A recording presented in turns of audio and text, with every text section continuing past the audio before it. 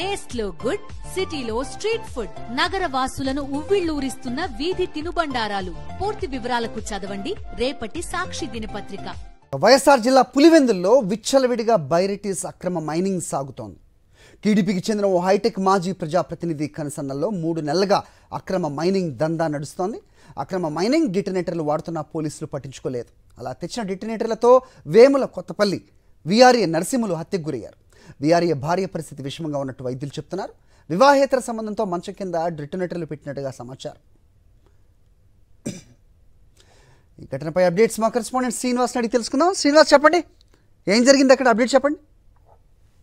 గత తెలుగుదేశం ప్రభుత్వ అధికారంలోకి వచ్చినప్పటి నుంచి కూడా పులివెందుల నియోజకవర్గంలో విచ్చలవిడిగా ఏదైతే బైరిటీస్ అక్రమ మైనింగ్ కొనసాగుతుంది. తెలుగుదేశం నాయకుల కనుసంగంలోనే ఇదంతా జరుగుతున్నప్పటికీ కూడా అక్కడ అధికారులు ఏమాత్రం నివారణ చర్యలు కానీ దాన్ని అడ్డుకోవటం కానీ చేయనటువంటి పరిస్థితి. ఈ నేపథ్యంలో ఈ బైరిటీస్ తవ్వకాల కోసం ఉపయోగించేటటువంటి డిటనేటర్లు అధికంగా అక్రమంగా నియోజకవర్గంలోకి రావటము, నిర్వహించడం అనేది చేస్తున్నారు అందరికీ.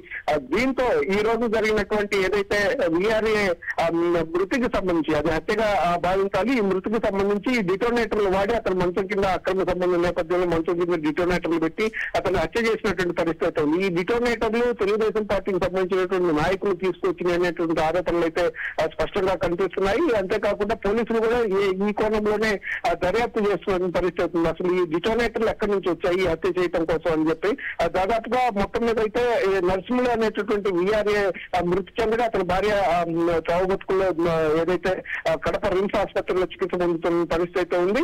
అక్రమ మైనింగ్ కారణంగానే ఇదంతా కూడా జరుగుతుంది అనేది అక్కడ ఉన్నటువంటి ఆరోపణలు కనిపిస్తున్నాయి.